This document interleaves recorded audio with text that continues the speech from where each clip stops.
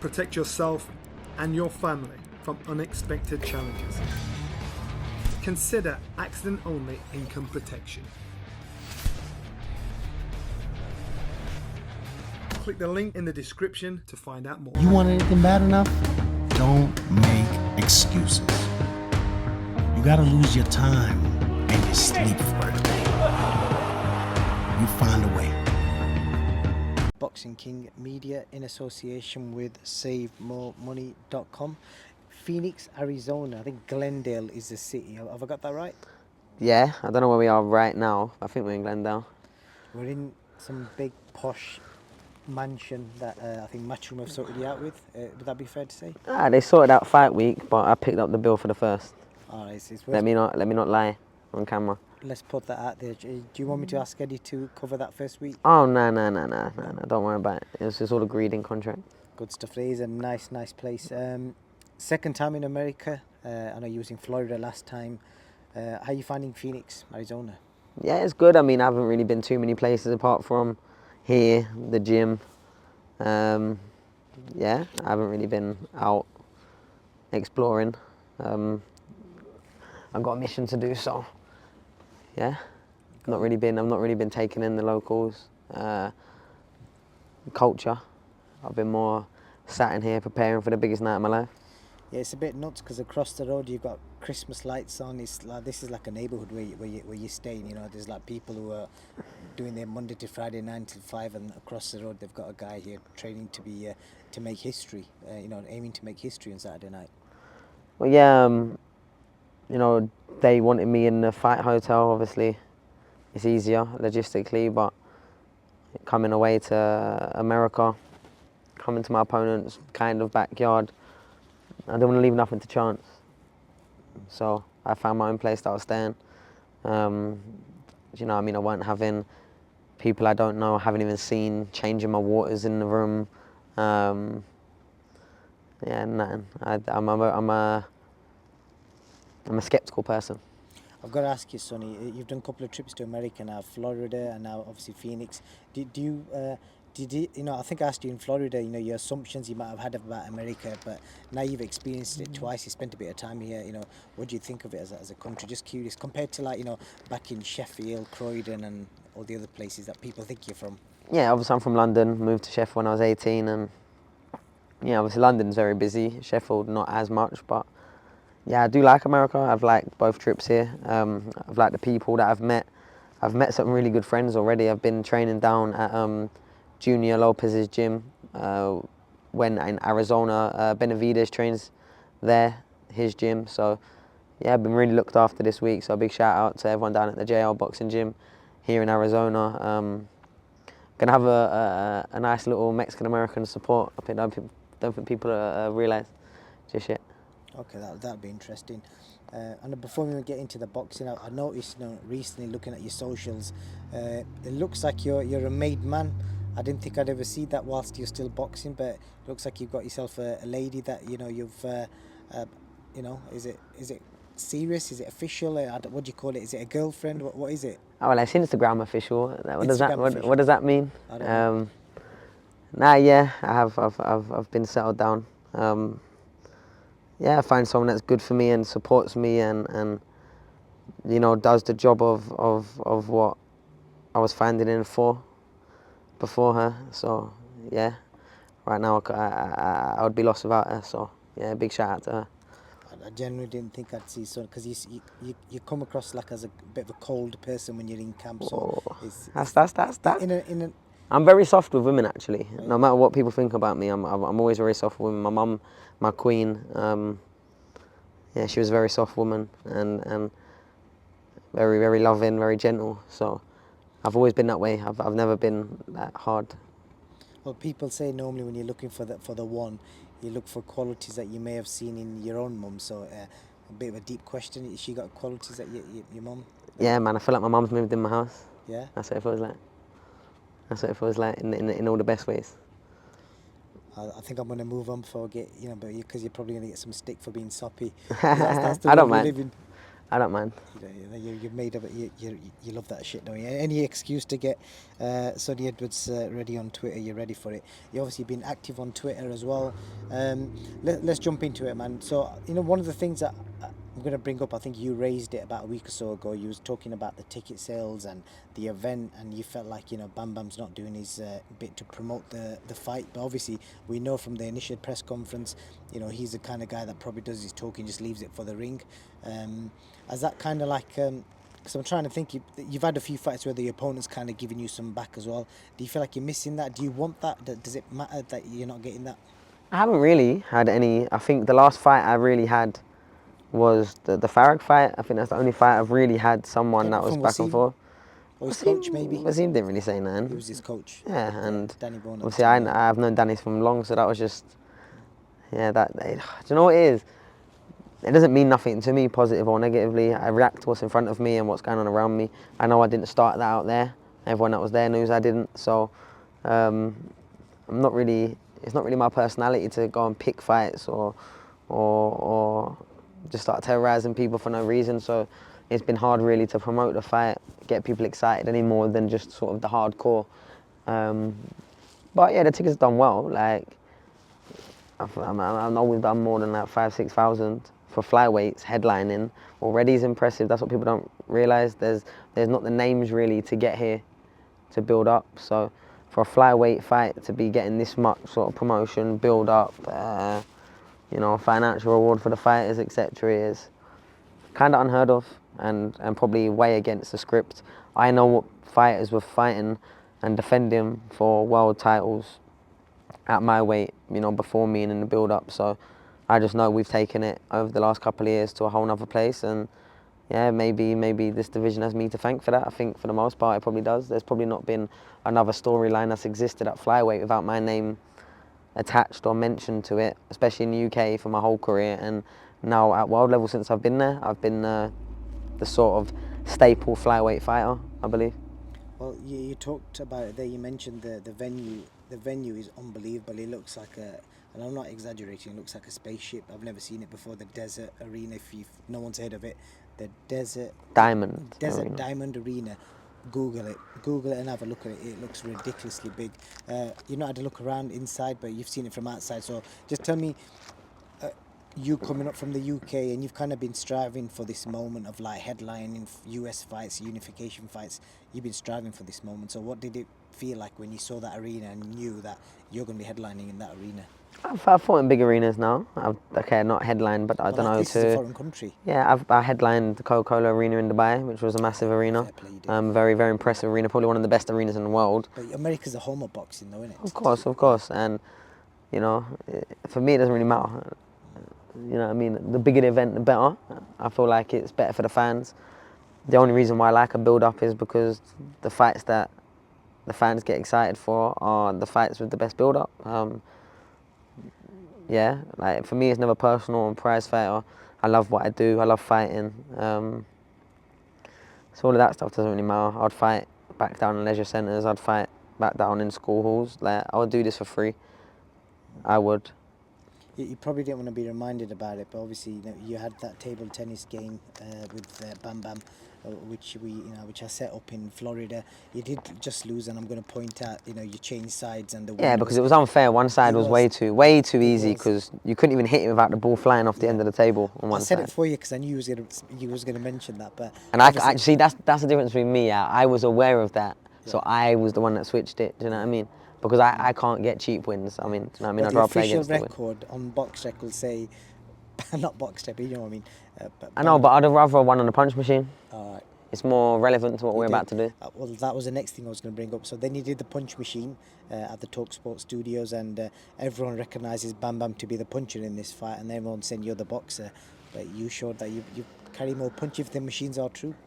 Yeah, well, just because I don't mean I can't. Just because I don't sit there and try and knock people out or stop them doesn't mean I can't if that's needed for me, if that's required.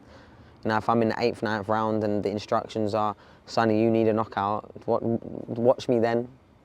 But I've never had that because by rounds 8 and 9, my instructions are, Sonny, you've won every round, just box a move, don't give him a chance. So You know, I'm a professional. I follow my instructions. I've got a great team. I've got the 2022, 2023 British Trainer of the Year. So why would I not listen to him? I've got to ask you, you brought the trainer up, and he was going to be the next thing I was going to bring up. The battle of the trainers in this fight, how big is that?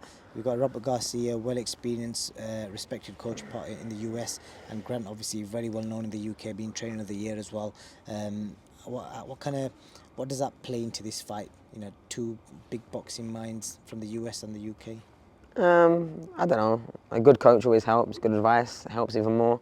Someone that can understand and read a fight and half judge it through the fight going, and Grant's one of the best at that. What he says the scorecards are, they usually really are, more than people ever realise. Yeah, whatever he says is going on with the scorecards. He knows the judges, he knows how they score fights. Like, yeah, he's very, very, very good at that. So I always trust his word when I'm in the ring, how that last round went and the rounds before. So I know I've got a great coach and I've got a great boxing man behind me. Very, very good work ethic, very professional, very disciplined, very competitive. I don't know too much about Robert Garcia. I know as a person he's a bit of a shit person. He's shown it in just these little interviews that I've seen. I've never really looked into him too much, but yeah, he's shown his ass a couple of times that I didn't even fully pick apart. I picked apart once when he was talking and putting down Claressa Shields for no reason, just to think he sounded funny on an interview that got about 2K views. And I think clean and good hearts always win. So yeah, I felt sorry for Bam a couple of times in this build-up because he's looked visibly kind of embarrassed and had to show the class where his older man coach didn't show any. So yeah, I don't really have much positive to say about Robert Garcia. Yeah, maybe he's a good trainer, maybe he was a good fighter back in the day, whatever. But yeah, I don't have all too much positive to say about him because he hasn't really shown much class. He keeps trying to be really nice about me in interviews, but like at the same time he shows his ass each and every time. Do you not think that's just like pre-hype fight talking back in his fighter, or do you think? No, but I don't think you need to start picking apart Claressa Shields' appearance to do it. Like, he was the one that mentioned her, he was the one that was speaking about her, he was the one that said that, oh, I'd rather lose than go on a date with her. Like, he didn't need to do any of that. Like, he didn't need to do or say any of that. So he kind of showed his real personality, which is probably one that's not very nice, very judgmental, thinks he's better than people, and it shows there. So that is what it is. Well, it's interesting you bring up Claressa because obviously she, I don't know if she's agreed to it or not, but you had a bet that if I think she said it, if you win this Saturday, she's going to go on a date with you. But I don't know if that's still on the table now that you're. Obviously I've got a partner now, but also she got back with her ex, I believe, at some point. So obviously for me that took it off the table. Do you know what I mean? Like, then as soon as that happened, it was not thought of again from me, because even before I was settled down myself, I'm not a homewrecker. You know what I mean? Do you reckon we could get you guys to go for a coffee should you win on Saturday? Yeah, I'd have to ask my missus for permission though. Good stuff. What I was going to ask you now. Also, the other thing I was going to bring up, I saw the other day you put something up on Twitter that you had a FaceTime call with Anthony Joshua. Can you say much about what you guys spoke about? You know what, yeah, without going into it too much, it actually started because he sent me a video that had probably only got about 800 views, yeah, of me, and it was breaking down my skills and how good I am as a fighter and calling me the pound for pound number one in Britain, etc. by Skiller or something. But I see everything that's said or written about me, yeah. I'm very good at doing a quick scan. And he saw that video and sent it to me before I'd even seen it. So then we jumped on the phone, had a little conversation. He wished me the best of luck. I was saying I'm going to be over for his fight and etc. I had a nice little catch up, and then yeah, that is my guy. I've known AJ for a very, very, very long time. When I was having skills bouts in Earlsfield boxing gym or bouts in Earlsfield boxing gym, and he was there watching. So he used to travel around the world with my brother and share hotel rooms, and when they was on international duty. So yeah, we've known AJ for a long time, and yeah, he's a real good guy. I feel like he's the biggest star in the sport, and he is good to have as a friend, and always has been. What do you make of the move to Ben Davison? Obviously, people have had varying opinions on it. I know Eddie's kind of clarified that it potentially might just be a one-fight thing because of Derek James being busy with Ryan Garcia, etc. But obviously, other people in the boxing community have obviously said, something's not right, etc. But obviously the other opinion is that Ben's had a lot of success recently as well, and it may be a great move for him. But what's your views and opinions on that? Yeah, I hope it all works out for AJ. Like I said, he's a friend of mine. At the end of the day, he could train with any trainer in the world, and he chose Ben. Yeah, I think Ben's a good coach. He's had some success recently, so yeah, why wouldn't it work? I think he's good at breaking down stuff, and I think the best thing about him, which I like for AJ, he's quite good at getting into fighters' heads and making them believe in himself, really believe in their attributes, and he kind of drills it in them and does it in like a kind of constant reaffirmation and constant, mental programming, and that's all it is really. If you can hack your brain to react how you want it to, when you get into a fight, you're at a much higher advantage than the person that doubts himself and has things creep in. And I think that's one of the key parts of my whole boxing style, that even if I've just had a slightly harder round, there's something in me in that 1 minute of conversation I have, and as I get up, or I don't get up, but as I walk out my corner, that little sentence I say to myself usually gives me the success in the next round. If I'm getting out the corner and don't want to be there, then that's what happens on the other side of it. So yeah, if he can get into his psyche, really make him believe in himself and his punch power and his attributes, then yeah, I feel like a lot of the coaches he's been with have just been trying to reinvent the wheel and do overcomplicated things. When look, AJ won the genetic lottery twice. Could you imagine me walking around in AJ's body? You know what I mean? Actually, I've got a question about that towards the end. But I'm going to just wrap up on this AJ Ben Davison thing, because it's been a big talking topic. What kind of AJ do you think we'll see under Ben Davison? Do you think we'll see, because we've seen varied versions of Anthony Joshua, one that's explosive, looking for the knockout early. We've seen one that's like, looking to work behind the jab, and one that's thinking more. Which one do you think we'll see on in about 10 days' time? I don't know, but I would always like to see the savage beast AJ. I've said it to him for years. You know what I mean? He can literally punch through walls if he wants to.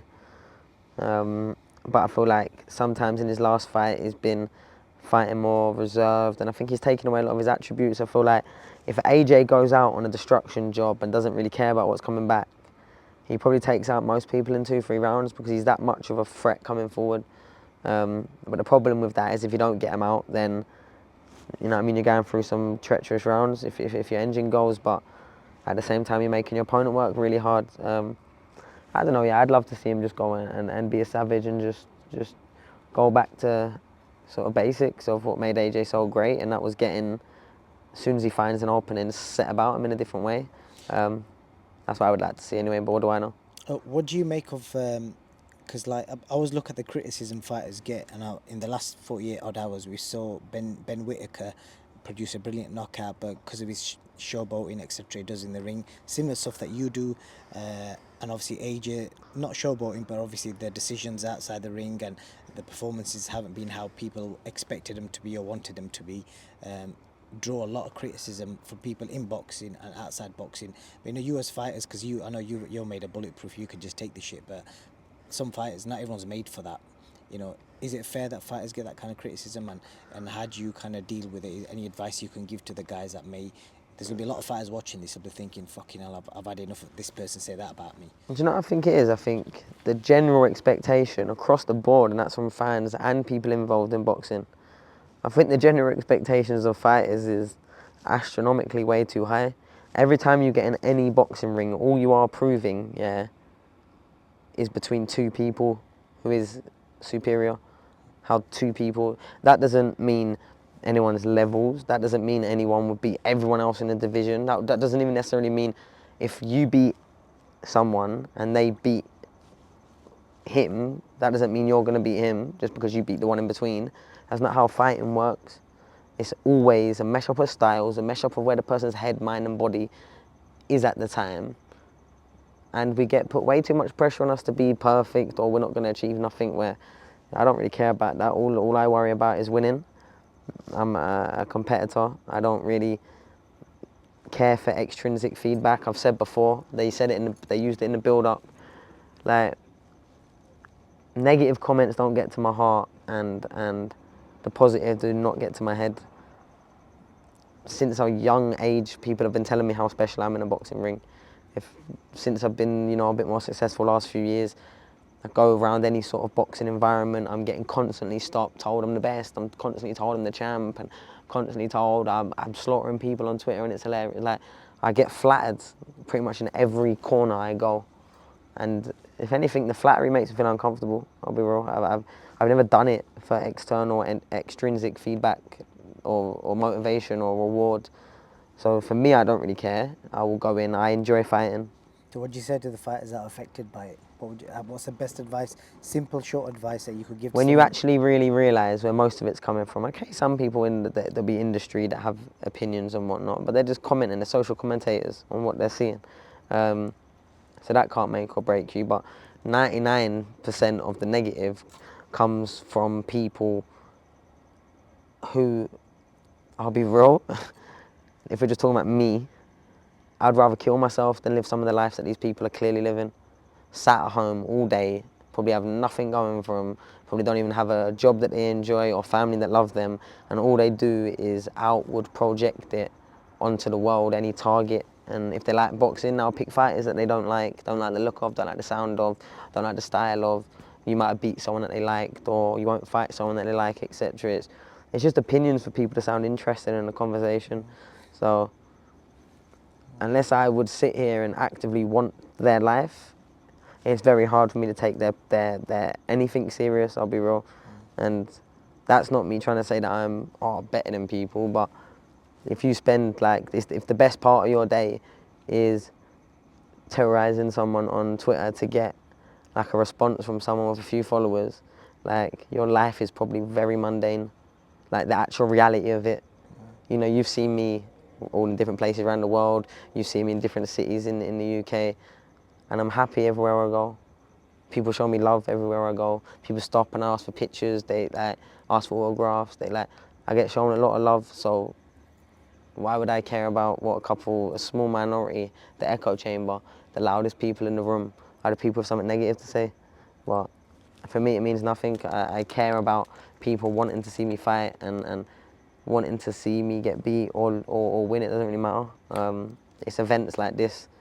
At my weight, what people don't understand is, unless they're a boxer and they've spent time around all the other flyweights and super flyweights and even bantamweights I've tried, to really do what I have done. How many shows have I headlined now? About 7? 7 TV. Different promotions, Different cities, promoters, different countries. TVs, different countries, different cities. Like, Some achievement. as a flyweight, it doesn't happen. Trust me on that, it doesn't happen. So I've managed to get myself into the conversation as much as fighters at weights far more desirable, far more packed out. Yeah, I'm doing it from flyweight. So I know I'm a miniature superpower in the world of boxing. I win the world titles, I defend them, I go into unification fights, I manage and help train and corner fighters, I do the commentary, the punditry, I can do everything, so. Well, I think Tyson Fury said something to me on this same question. He said, I'm getting paid and I'm getting laid. And that's all that matters. so I'll leave it at that. But the last question I had for you, a bit of a hypothetical one. If Sonny Edwards was a heavyweight, with your boxing IQ and your attributes as they are, which fighter do you think would give you the most, like which one do you think you'd struggle with or give you the biggest challenge, like from Fury, Usyk, AJ, Wilder, everyone? What my question? I've never really thought about being heavyweight. So you imagine we'll just add 15 stone to you, but keep your skill set. How tall would I be though? 6 foot. That's a small heavyweight. I know, but That's a tiny heavyweight. Let's say 6'3". I'd be like Andy Ruiz. Yeah, let's say 6'3". 6'3". That's a fairish height. I don't know. I never thought about it. For me, it probably wouldn't be the big ones. It'd probably be like an Usyk. It'd probably be the smaller ones. Yeah. Because I feel like the bigger they are, the harder they fall, and the bigger the target is. Right? So and the less economical your body is. That's why, like, as long as they can, they'd be smaller, but they can mix with the strength, which a lot can. Like, there's some fighters, trust me, that are like light heavyweights and stuff that can mix it with heavyweights, like, because they have that level of toughness and power in their body. So, as long as I could do that, then yeah, probably would always be the lighter one, like an Usyk, because I think stylistically he's the biggest problem. Interesting. I always wondered that. Sonia Duds versus Usyk. We'll see if we can set that up. Sonia, appreciate your time. I'm sure we're going to catch up at the press conference. The fight week obviously starts now. So. Oh, no question on my fighters. You know, Giorgio Visioli, Ishmael Davies, Thomas Asomba. I've got you on Wednesday, Thursday. See, you got me. My management stable's really picking up these days. I know it is. But I wanted today to be just about you and you know how you're settling in here. But we'll catch up on all that on Thursday. Yeah, man. All right. Thank you for your time. Have you ever been stranded on the side of a motorway with a broken down car? Like me, is that something that worries you? That's where motor breakdown insurance comes in. If your vehicle breaks down, a trained professional will be sent out to get you back on the road. Or if this is not possible within the specified time frame, to transport you to your home or to the nearest garage. You want anything bad enough? Don't make excuses. You gotta lose your time and your sleep for it. You find a way.